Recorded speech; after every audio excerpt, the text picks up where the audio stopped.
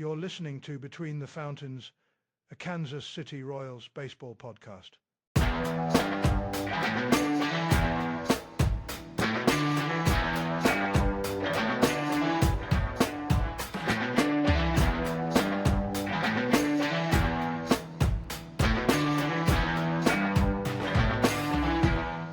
No pointing. There it is. I was waiting for it. Welcome to episode 9 of Between the Fountains, a Kansas City Royals podcast. It's May 26th. May 26th. That's how you say that, right? Yeah. I'm Bryan. Day That's after Michael. Memorial Day. That's the newly headphoned Michael, but I've been told the headphones are merely a prop. They do make him look a little more official, I think. Absolutely. So we've been friends for over 40 years. This is the first time I've ever seen him with headphones on, and it's a good look. He has a kind of a coach look to him, but anyway. So we've been Royals fans since the time we could walk. We break down the Royals from all angles and give you our honest opinions of the highs and lows of each week of the 2026 Kansas City Royals baseball season.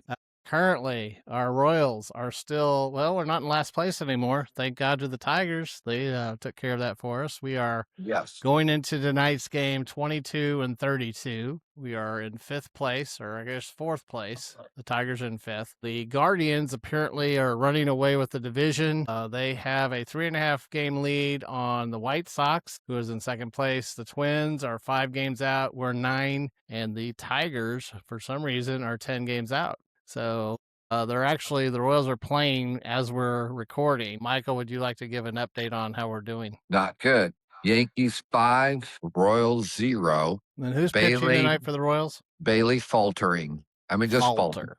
Yeah, no ain't on there. I thought we agreed that we were done with him at one point. What we decide is not what JJ does. I don't think he's listening. Well, I don't think he's a major league pitcher. I mean, I think I said that about JJ or Bailey. Both. I don't know. JJ, I'd rather run JJ out there, to be honest with you. I mean, there's a lot of different pitchers I'd rather see than Bailey Falter go out there against the Yankees. Like Avila, how about him? He's in now. Why can't he start? Well, anyway. I don't know. It is a head scratcher why they keep running Falter out there.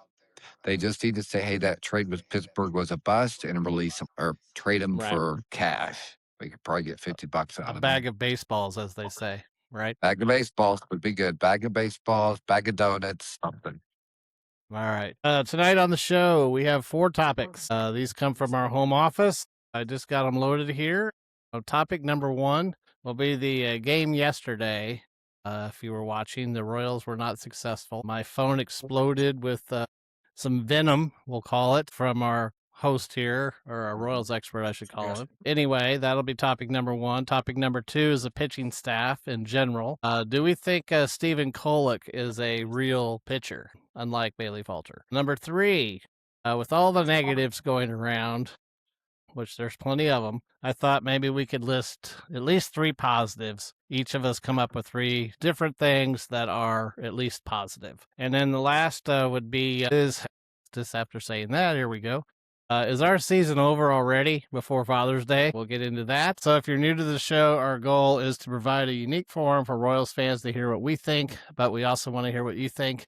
Right now, you can leave a comment here on our YouTube channel in the comments section, and we'll do our best to address your concerns. We also appreciate it if you'd subscribe to the channel and click the notification so you know exactly when we have another show. Michael, do we have a sponsor? Yes, we do. Christian Brothers Roofing, Gladstone, Missouri. Please call Christian Brother Roofers for all of your roofing needs. You can look them up through Google. Appreciate our sponsor. All right, before we get into our 4 topics, Michael, you asked me last show, I believe you said that you felt Bobby Witt Jr. was more successful against worse pitching than he was against good pitching. Is that basically what you said? Yes. Okay. So I didn't have time to research it fully. I did type it into Google Gemini, and I haven't gone through these numbers completely, so I'm not positive about them, but we'll go with them for right now. So I'm not sure what they consider to be a good pitcher, but they say above average, and then they consider the other side a below average pitcher. So currently, start with the batting average. According to Gemini, he's hitting 284 against above average pitchers and 306 against below average pitchers. So you were right, at least by 20-some points. He does seem to hit better against worse pitching. He's had 98 at-bats against worse pitching, 116 versus above average. He's got about the same amount of hits, 33-30. He's got 3 home runs against above average pitchers and 5 against bad pitchers. So there's a 2 home run difference there. We should ask the other teams to throw their bad pitchers out there against us. Right.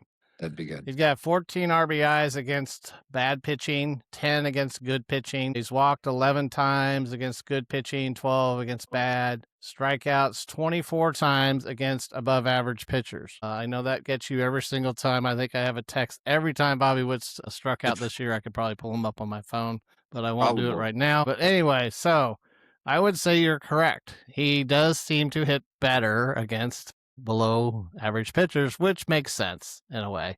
But then again, he's Bobby Witt Jr. Right. If you're an all-star caliber player, hitter, then those numbers should be closer to even. Rise to the occasion, so to speak. Right? Set the example for the rest of the lads. Be the leader. Yes. Yes. All right. Okay, so topic number 1. The game yesterday. I actually took a day off and did not watch our Royals, but Michael, would you like to walk us through what happened yesterday against the Yankees? Right. Per my text to multiple people, it was 3-2 Royals, top of the 9th. And I said, well, the Royals are going to lose this one. That the Yankees have professional hitters. We were 0 for 8 at that point with runners in scoring position. So it was just the smell in the air. I was smelling Yankees comeback win. And sure enough, Paul Goldschmidt cracked his bat and hit a little blooper to Junior, who came in kind of gingerly. He's not injured or anything, but perhaps just because the way it came off the bat, and threw to Salvador, and he was safe. And then up comes Chisholm, and he hits a ground ball past Perez. If Vinny was in, he would have gotten that because it was on Salvi's right side. And if Salvi would have gotten off the bag a little bit at all, he would have had that ball. So that would have been a game over. But then Volpe comes up with 0-2 pitch. Lucas Ursig decides for some reason to throw a center cut with an 0-2 count. Usually you go on the dirt on that, curveball in the dirt, change in the dirt. And he lined it to left field. Game over. 4-3 Yankees. Well, I'm glad I missed it.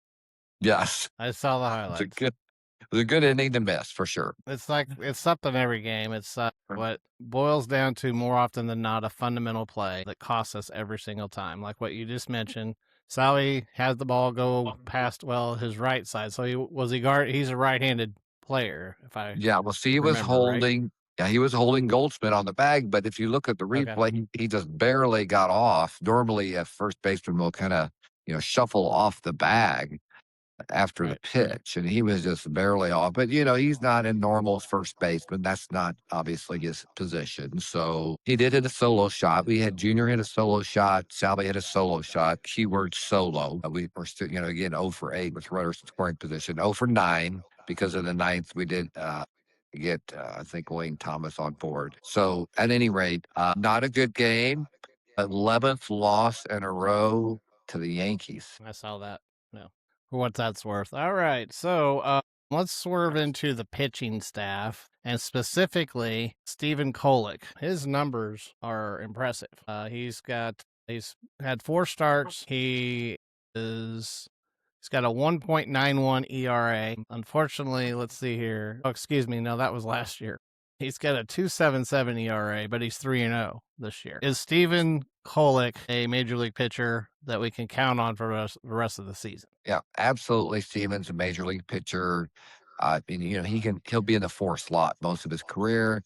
Is not the pitcher we saw last game where he shut out the Mariners in 9 innings. A complete game shutout, by the way. Complete game shutout. If we roll the clock forward 10, 12 years, I think at the end of it, we'll see Stephen Kolek as a 500 pitcher. He'll probably have 120 wins, 118 losses, somewhere in that. So it'll be pedestrian top numbers, but solid for a 4th starter. He's 11-7 currently in 3 years. Right. Yeah, and the league will catch up to him. I mean, American Leagues, most teams have only seen him one time. Okay. So they'll catch up to him. And again, with his stuff, he's looking to project to be a 4-starter his career, and the end of it about 500, numbers. Right. He's not a strikeout pitcher. But no, he had He's 3 against the Mariners, and I think those were in the last 2 innings, I believe, or at least 2 of them He's were. got 14 strikeouts, 26 innings pitched. He's got 14 Ks. But yeah, well, he's a sinker ball pitcher. He keeps the ball on the ground. Right. He does it well. He's got a great defense behind him. The ballpark, even though the Royals moved in defenses, it's still one of the bigger ballparks in MLB. So that helps him too. So yeah, he's doing a great job. Great kid, a great competitor. Looking forward to watching him pitch here for at least 3 to 4 years with the Royals. I don't think he becomes a free agent until like 2031 or 2030. Right. He also doesn't walk anybody. No, he throws strikes. He pounds He's strikes. He's got a 0.8 whip right now. That's a good whip. Pretty good. Mm-hmm. Yeah. So anybody else on the staff that you're particularly high on, or think we've got something there, or just what's your overall impression of the staff? Right. Well, the best till this point, the best pitcher in the bullpen, and maybe all the pitching staff, is Daniel Lynch the fourth right now. Of course, I think his ERA, yes, the fourth, and I think his ERA is about 1.9 ish right now. And, yesterday we're up 3-2. He comes in the eighth. He throws 10 pitches and gets them out. I'm like, why would you not bring him back for the ninth? He's your best pitcher in the bullpen. And Ursink had thrown 34 pitches, 35 the day before. Right. So we're looking at Daniel Lynch, Kolek. Michael Wacha has just been phenomenal all year. He should have a better record than he does. Noah Cameron came back with a good start last time. There's hope for him to be someone, a fourth or probably fifth starter on the staff. He doesn't throw hard enough to get injured. I don't think you'll ever see any scar tissue on him. He just doesn't throw hard enough to get hurt. So those are the main people right now. And, Schreiber's coming back, throwing decently his last 3 outings. He's a bulldog out there. He attacks. So the staff is, I think not near where we thought it would be, mostly because they've been decimated with injuries. I don't see Cole Reagan's back this year. He had another setback down in Omaha 2 days ago, where he had the same soreness in his elbow. He won't be back this year, and Bubic is probably 50-50. So we'll see what happens. Well, if that's the case, then our season's over. If they're both out for the whole season, we're done. I'm telling you right now, we're done. But with that, let's move into the positives of the season so far. Michael, would you like to go with your first positive? Well, I think first out of the chute is Caglione. I mean, he's got more hits so far this year, and I believe 34 less at-bats than last year. So I think at number one, at first blush, is Caglione. And then secondly, another great season. And he's played flawless in right field. I was going to go Cags too, but I mean, I know right field's not the hardest position, I guess, to play, but he was, I don't know, he didn't play much right field before they put him there, right? High school, he pretty much learned on the fly. Ago, 5 years ago in high school, and not even that much then. He's done phenomenal in right field. I think he's +1 out there in outfield stat in 102 miles per hour throws to home plate. You can't get any better than that. Yeah. You can't get any better than that. I don't remember one play that he's made this year that I thought was a bonehead play, or like, oh, he's overmatched, or he's new to right field. He's looked good every time. I haven't seen one play that looks bad. We haven't seen a ball in the corner, Hunter Renfroe-ish, where it's like, where do I go? And so we haven't seen that name. All right. So we both got Cags. All right. What's your number 2 positive? I would say number 2 is probably Carter Jensen. I mean, he's batting like 235-ish, but that's pretty good for first full season here. He's had, he's been streaky at the plate. He's had some times where he's looked pretty bad, then he's looked, really good. So, and in spite of a lot of pass balls behind the plate, you can tell he's getting better already. I threw a guy out at third after a ball bounced off his chest the other day. So I would say Carter number 2, and then probably number 3 would just Hold be on, I haven't got my number 2 yet. Hold on. Oh, I'm sorry. I'm going to go Jensen also. I was going to say go number 2. You're going to go Jensen too. Okay. And then I think number 3. We're on the same page so far. I think number 3 was probably going to be Lane Thomas. Just kidding. You don't like Lane Thomas. I know that. I can show you a text or two that shows that Michael is not a big Lane Thomas fan. Not a big fan. I think Nor number Isaac Collins, 3, for that matter. Right. So I think number 3 is probably a tie between Stephen Kolek and Daniel Lynch the fourth. Okay. Probably a tie there. All right. Well, I was going to go bobbleheads because the bobbleheads this year have been amazing. Real hair on Sasquatch tonight. Okay. I didn't understand the rock, paper, scissors thing, but that's creative. It is. The lights out, Earth's egg. Can I choose bobbleheads as my third positive? I would say you can. You can? Okay. I think that's allowed. a good choice. Yes, I'd say that's an excellent choice. Right. They are definitely creative in the bobblehead department. I will say that much. So yes. All right. Fourth topic. Let's back to the negative because that was way too much positive. Is the season over? Basically, you've told me Cole Reagans isn't coming back and Bubic is not coming back.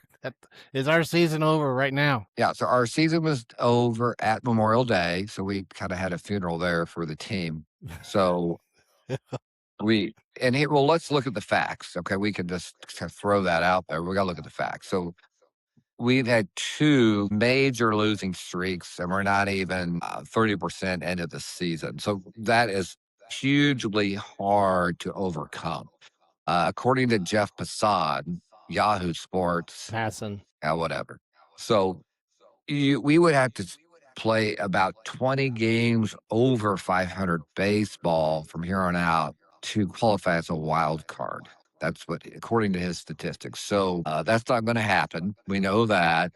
For some odd reason, Pasquatch in the month of April forgot how to hit. I don't know how that happens, but for a guy that's his 4th year in the league, so he forgot to hit. Salvi, traditional slow start, but slower than normal. The pitching staff has been decimated by injuries. We didn't see that coming necessarily. So yeah, the season is over. I would say best case for the Royals would be 12 games under 500 this year. So he said we got to play 20 games over 500 for the rest of the season to make the playoffs. According to Jeff Pastor. Right. Because we're 22 and 32. So Yahoo Sports, I have to make sure and say that. So we're 10 under now. So he's saying the division wild card, you have to be 10 games over 500 to make the wild card. That's his words, not mine. I think 10's a little strong. I mean, I think he can make the wild card. Yeah. He doesn't have the corner. I would say somewhere in the 15 range, 15 games over 500. Because I would say that puts you 5 over 500 at the end of the year, and I think that would get you to the wild card. 5 over 500, if you will. Does that make sense? 5 over 500. No, I think it's going to be more like 8 to 10. So we're 3 games off, me and you? We're 3 games off. Well, I'd say 7. What do I have to do to get you to come down to 5? 6, 7. That's all right. We'll save that for another episode. Yes. All right. Any closing thoughts on your end? Is there a quiz tonight or no? No quiz. I'll give you. It's too much negativity. It was not a quiz time. So we'll have a quiz maybe next time, or you come up with a quiz for me. I like that. The silver lining for tonight is Bailey Falter did leave the game. Yeah, the update is Bailey Falter did leave the game, only giving up 5 runs in 2 1/3 innings. Did he leave Kansas City? We don't know yet. Let me know when he leaves Kansas City. I'll text you when I find out that information. Or the Royals leave and he's still in Kansas City. How about that? Mm-hmm. When's the next road trip? Anyway. Hurry up, Kendry Churio. That's all I have to say. I'd like to see him start. It can't get any worse. Anyway. Oh, really? All right. Yeah. All right. We want to thank you for listening to Between the Fountains, a Kansas City Royals podcast. Our next episode, hopefully sometimes next week, unless we're too mad to even talk, which has happened before. We were going to do a podcast one night, and we were both too mad to talk. We thought we might get canceled. I don't know. Can you get canceled from a YouTube podcast? Yes. You can? Okay. Yes. Well, all right. We're still here, so anyway. All right, then. With that, we'll see you later. Bye-bye. Go Royals.